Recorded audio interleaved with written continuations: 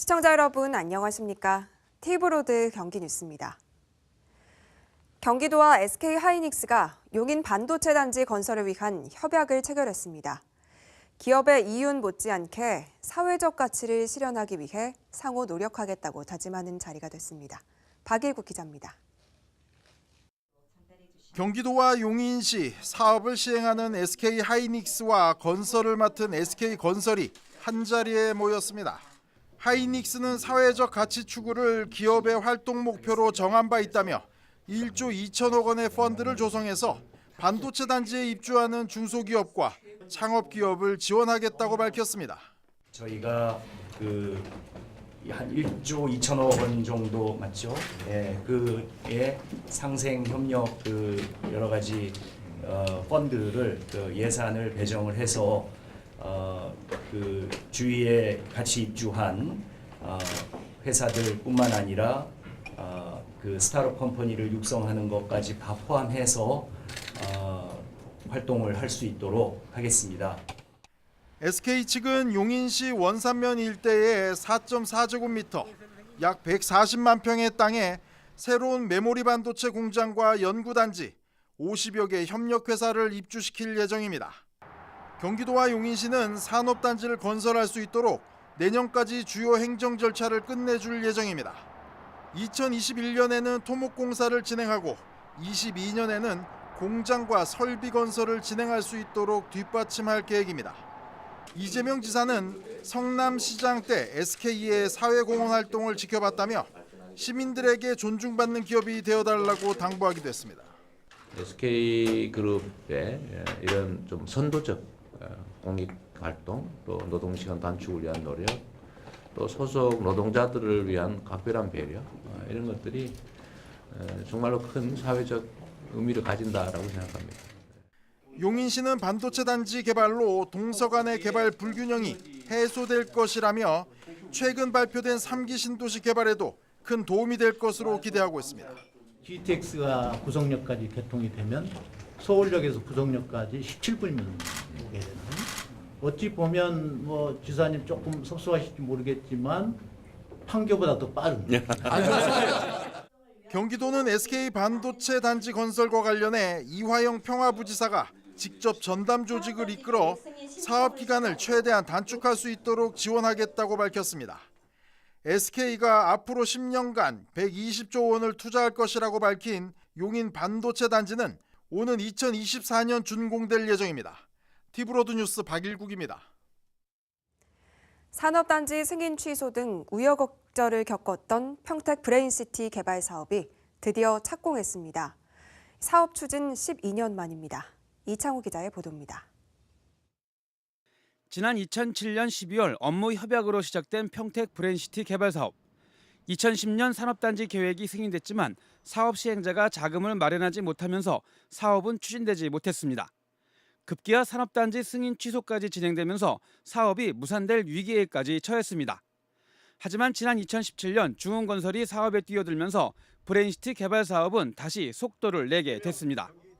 법원의 화해 조정에 따라 중흥그룹이 민간 사업자로 참여하고 평택도시공사가 공공사업자로 참여하면서 경기도 승인 조건을 이행하게 되었고, 그로부터 약 2년이 지나 브레인시티 개발 사업이 기공식과 함께 공사에 들어갔습니다. 전체 483만 제곱미터에 조성되는 평택 브레인시티에는 18,000여 세대와 연구, 상업, 주거, 학교 등이 들어서는 복합산업단지로 조성됩니다. 브레인시티는 일반적인 기업만을 유치하는 기존의 산업단지에서 탈피해 제4차 산업을 선도하는 글로벌 산업단지를 거듭나며 사업을 맡은 중흥건설은 특화시설 도입 등으로 명품 신도시를 만들겠다고 다짐했습니다. 평택 브레인시티가 더욱 빠르게 활성화될 수 있도록 우리 회사는 아파트 분양 시기도 최대한 앞당겨 과감하게 투자할 것입니다. 특급 호텔과 같은 특화된 시설도 적극적으로 도입하여 평택의 랜드마크를 만들어 보겠습니다. 이재명 경기도지사와 정장선 평택시장은 브레인시티 사업이 성공적으로 추진되도록 지원하겠다고 약속했습니다. 우리 평택 시민 여러분, 경기도 발전에 중심으로 우뚝 서기를 바라고 정말로 아주 경기도에서 가장 잘 사는 평택 되기를 기원합니다. 제가 국회의원 때 어렵게 산업단지를 받고 또 추진을 했었습니다만은 지금까지 계속 여러 가지 우여곡절을 겪었습니다. 제가 시장이 돼서 이렇게 기공식을 하게 됐습니다. 운명이라고 생각합니다. 저에게 주어진 운명을 제가 확실하게 완수를 하겠습니다. 한편 2007년부터 추진돼 12년 만에 공사에 들어간 평택 브레인시티는 오는 2021년 말 완공 예정입니다. TV로드 뉴스 이창호입니다. 오는 2021년 안성시 서운면 일원에 50여 기업체가 들어서고 3천여 명을 고용할 수 있는 중소기업 일반 산업단지가 조성될 것으로 보입니다. 안성시는 안성중기산단 인허가 절차를 마치고 지난 21일 최종 승인 고시됐다고 밝혔습니다. 이번 승인 고시에 따라 시는 하반기 중 지작물과 토지 현황 조사 등 보상 절차에 들어가며 오는 2021년 준공을 목표로 사업을 추진할 계획입니다. 오산 세교신도시 정신과 병동 논란과 관련해 오산시가 결국 병원 허가를 취소하기로 결정했습니다. 병원 입주에 반대해온 주민들은 앞으로 오산시가 병원을 매입하거나 정신병동이 없는 일반 병원으로 바꿔줄 것을 요구하고 있습니다. 보도에 김성원 기자입니다. 오산시가 세교신도시에 정신과 병동이 포함된 병원 허가 취소를 결정했습니다. 보건복지부가 기존 오산시의 허가가 정신건강복지법에 저촉된다고 판단했기 때문입니다. 복지부는 현행법이 60개 병상당 전문의 1명이 배정돼야 한다고 규정하고 있지만 해당 병원은 허가 당시 140개 병상에 단 1명의 전문의만 있어 허가 조건을 충족시키지 못했다고 밝혔습니다. 결국 처음부터 시의 잘못된 허가로 이 같은 논란이 빚어진 상황. 시 관계자는 병상 수를 침상수가 아니라 추정된 입원 환자 수를 따져 병원을 허가한 것이라고 해명했습니다. 법의 시설 기준에는 입원 환자 60명당 의사 1명 있어야 한다 이런 말이 있는데요. 네, 그걸 복지부에서는 허가 병상 기준으로 해서 의사를 두어야 한다라는 회신이 내려온 거예요. 주민들은 병원 허가 취소를 반기면서도 시의 행정에 문제가 있었던 만큼 오산시의 책임론을 제기하고 있습니다. 비상대책위원회는 오산시가 문제가 된 병원을 매입해 주민들의 복지 공간으로 만들어줄 것을 요구하고 있습니다. 시에서는 제가 그걸 갖다가 회원하고 그걸 갖다 시에서 뭐 매입해서 여기 쪽에 시에서 매입을 해서 이쪽에 그 뭐 복지시설이나 다른 시설로 시가 운영한다는 그런 게. 세교주민연합회는 정신병동을 제외한 일반 병동으로 바꿔줄 것을 요구하고 있습니다. 허가가 취소될 경우 병원 측의 반발이 우려되고 자칫 법정 다툼으로 갈등이 길어질 수 있다는 겁니다. 허가 취소를 할 수가 하더라도 바로 가처분 신청 들어가고 소송 들어가기 때문에 소송 판결될 때까지 영업은 할 수가 있고요. 개인의 사적인 재산권이 바로 원장한테 있습니다. 그 원장님이 주민하고 상생할 수 있게끔 협의를 해야 되는데 병원 허가 과정 오류로 발생한 오산 세교신도시 정신병동 논란. 이런 가운데 오산시의회는 22일 긴급 임시회를 열어 행정사무조사 특별위원회를 구성하고 앞으로 오산시를 대상으로 병원 허가 과정과 절차상 하자 여부 등을 조사한다고 밝혔습니다. TV로드 뉴스 김성원입니다. 정부가 의료보험 혜택만 받고 출국하는 외국인들을 막기 위해 오는 7월부터 모든 외국인이 건강보험에 가입하도록 했는데요. 경제적인 형편이 어려운 고려인들에 대한 배려는 전혀 없었다는 지적입니다. 조윤주 기자가 보도합니다. 8년 전 한국으로 온 고려인 동포 이가희 따마라 씨. 딸과 손녀 3세대가 함께 살고 있는 따마라 씨는 건강보험료 부담으로 걱정입니다. 따마라 씨의 세 식구가 내는 한 달 보험료는 22만 6,100원. 같은 세대원이라도 배우자와 미성년 자녀까지만 보험료를 면제받을 수 있다 보니 어머니인 이가희 따마라 씨도 올 1월부터 별도로 11만 3,050원을 내고 있습니다. 일자리 구하기가 어려워 돈을 벌 수도 없는 처지. 딸에게 미안한 마음뿐입니다. 딸이 혼자 일하고 그래 내가 따로 먹고 딸이 이렇게 소녀가 둘이 거기 있고 내가 그래 그거 물어요. 우리는 딸 혼자 일해서 지금 거기 힘들어. 돈이 많이 나가. 경제적 부담으로 건강보험 가입을 하지 않았던 또 다른 고려인 뗀따마라 씨도 일주일 전 안내서 한 장을 받았습니다.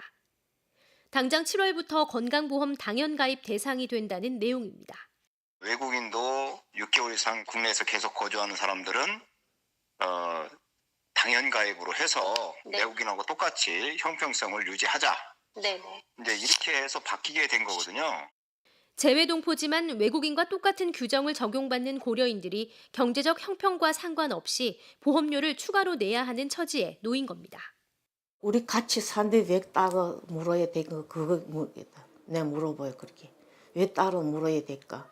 우리 이렇게 보험 따로 물어야 되는데 돈이 그리면 우리 가야 되지. 인계에서 나가야 되지. 우리 나가면 손재들도 볼 사람이 없어요.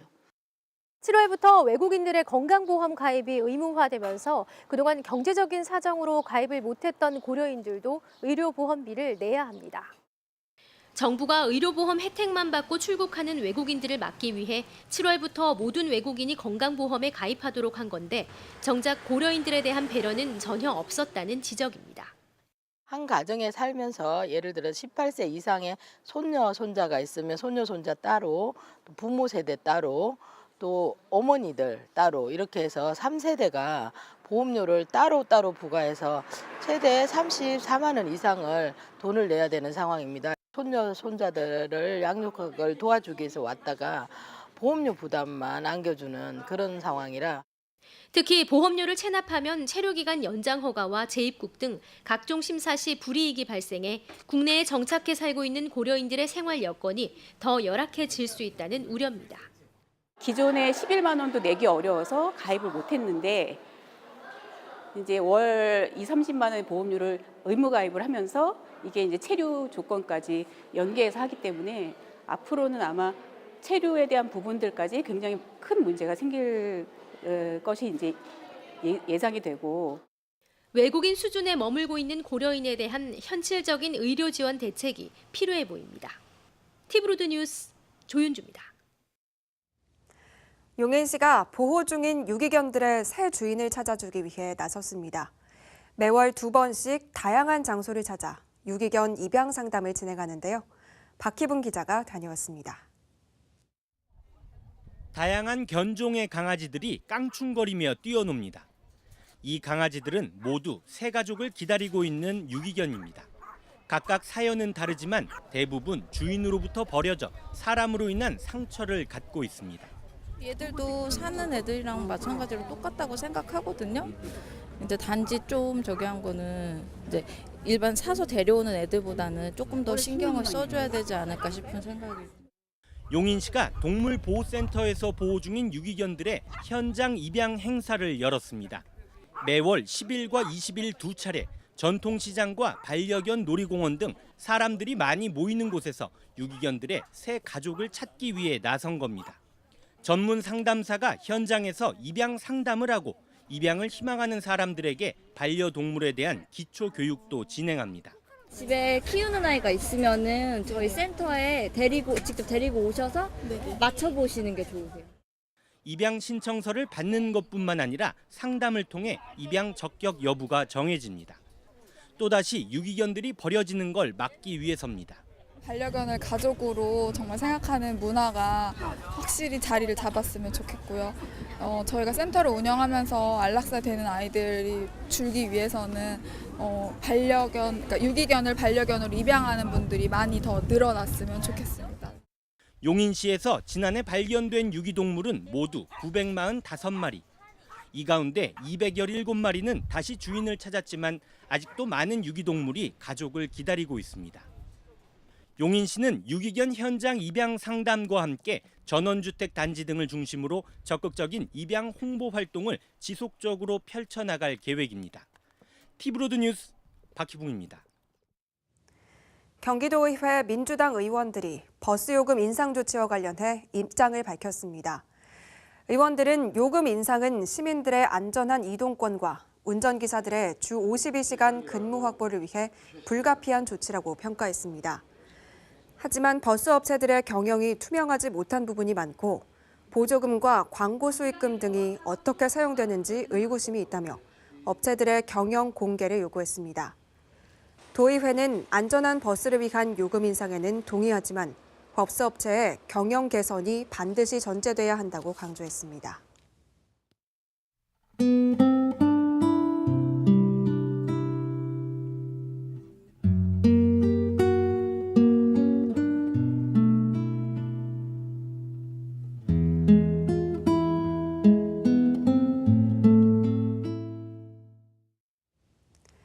수원에는 사업장을 시민과 공유하는 카페와 공방들이 있습니다. 가게가 덜 붐비는 시간에 시민들이 배움터로 활용할 수 있도록 하는 건데요. 김효승 기자가 수원의 학습 둥지를 취재했습니다. 수원 주택가 한편에 자리한 자그마한 카페. 실내에선 중년 시민들의 모임이 한창입니다. 그대가 당긴다면 그대를 품은 거대한 꿈이 되어 그대 행복에 사는 소인이고자 합니다. 고요한 아침이 나를 차분하게 만든다. 그리고 나를 바라보게 한다. 매주 문학을 공부하고 자작시로 꿈도 키우는 정자동 카페의 문학 동아리. 회원들은 카페 나들이에 나서는 날을 매주 손꼽아 기다립니다. 강연장이나 이런 곳이 아닌 좀 자유스럽고 또 편안한 마음을 가질 수 있는 이런 카페나 이런 장소라서 더욱더 마음이 열리고 평상시에 갈망했던 이런 문학에 대한 시간을 가질 수 있어서 너무 행복합니다. 수원에는 카페를 비롯해 작은 도서관과 공방 등 시내 31곳 사업장에 학습 둥지란 현판이 내걸렸습니다. 각 시설주의 참여로 이뤄지는 학습 둥지 사업은 장소가 덜 붐비는 시간에 시민들에게 내어주는 방식으로 운영됩니다. 학습 동아리를 통해 시민들이 자유롭게 배우고 익히는 그런 공간이 되도록 마련하였고요. 수원시는 시민과 시설주의 참여로 이뤄지는 이러한 공간 공유 사업이 모두에게 유익하도록 홍보를 비롯한 지원을 늘려간다는 계획입니다. 시설주들에게는 학습 둥지를 홍보하는 효과가 있고 평상학습을 이용하는 동아리들에게는 프로그램 강사비를 지원함으로써 가까운 근거리에서 편안하게 수원시의 학습 둥지 현황은 시청 홈페이지에서 확인할 수 있고 시민들은 각 공간에 직접 예약한 뒤 무료로 이용하면 됩니다. 수원시 학습 동아리에 선정될 경우 한 해 최대 80만 원까지 수업료를 지원받을 수도 있습니다. 티브로드 뉴스 김효승입니다. 과천시에는 4년간 총 1억 원을 기부해온 한 부부가 있습니다. 몸소 이웃사랑을 실천하고 있는 최순향 씨 부부를 이재호 기자가 만나봤습니다. 과천에서 식당을 운영하고 있는 최순향 씨. 얼마 전 어려운 이웃들을 위해 써달라며 과천시청에 4천만 원을 전달했습니다. 최 씨가 기부를 시작한 건 지난 2016년부터. 첫 해 1,000만 원 기부로 시작해 매년 액수를 1,000만 원씩 늘려 올해 정확히 1억 원 기부를 달성했습니다. 처음 시작은 이제 우리 아들이 결혼식 때 1,000만 원 스타트부터 시작해가지고 한 거예요. 그래가지고 매년 1,000만 원씩 업 시켜가지고 1,000만 원, 2,000만 원, 3,000만 원, 올해가 4,000만 원까지. 예, 그래서 합했어요. 이제 이렇게 됐지. 최 씨의 선행은 가치관이 같은 남편의 응원이 있었기에 가능했습니다. 재산은 물려주는 게 아닌 나누는 것이라는 데 공감하고 아들이 결혼한 해부터 기부를 시작한 겁니다. 부부는 내년에 5천만 원, 내후년엔 6천만 원 하는 식으로 생이 다하는 날까지 매년 기부 금액을 1,000만 원씩 늘려나갈 계획입니다. 원래 독신주의를 해가지고 고원을 하나 차려가지고 나는 이제 이렇게 지낼 원래 처녀 때 꿈이었어요 그게. 근데 어떻게 또 신랑을 만나가지고 애기 둘 낳았잖아요. 그것도 큰 복이죠. 혼자 사는 것보다. 둘 낳았는데 내 사고 방식이 돈을 물려주는 것보다 정신을 좀 물려주고 싶은 거예요. 최 씨 부부의 선행은 현금 기부에만 그치지 않습니다. 당일 수익금 전액을 기부하는 나눔 가게 행사에도 정기적으로 동참해 지역의 나눔 정신을 퍼뜨리는 데 앞장서고 있습니다. 최 씨는 자신들의 기부가 과천시 지역사회에 기부 릴레이로 이어지면 좋겠다는 작은 소망을 밝혔습니다. 그냥 뭐 단도 10,000원부터 시작해가지고 뭐 5,000원부터 시작해가지고 쭉 가다 보면 뭐 또 2만 원 될 수도 있고 뭐 10만 원이 될 수도 있고 예, 그렇게 가는 거예요. 근데 해보면 또 재밌어요. 이익을 본보기로 해가지고 다른 사람들도 조금 이 사고방식을 바꿔가지고 작은 것부터 시작해가지고 같이 나가도록 좀 해줬으면 좋겠습니다. 티브로드 뉴스 이재호입니다.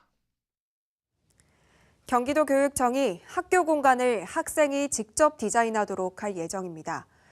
특히 신설학교 설계나 리모델링 등에 있어 학생 의견을 필수로 반영하도록 할 계획입니다. 도교육청은 기존 획일적이고 일방적인 학교 설계에서 벗어나 학생 의견을 반영해 학생 중심 공간이 조성될 것으로 기대하고 있습니다. 인구 50만 명을 넘어선 평택시가 이를 기념하기 위한 사진전을 열고 있습니다. 평택시청 로비에서 시작된 전시회는 과거와 현재의 평택 시민의 삶이 담긴 사진들이 전시돼 있습니다. 사진은 모두 지난 3월부터 이달까지 진행한 시민 공모에 접수된 사진으로 시는 제출된 114점 가운데 30점을 선별해 전시하고 있습니다. 시민 공모 사진전은 이달 31일까지는 평택시청에서 6월 1일과 2일은 평택역에서 열리며 6월 4일부터 9일까지는 배다리 도서관에서 전시됩니다. 다음은 지역 소식입니다.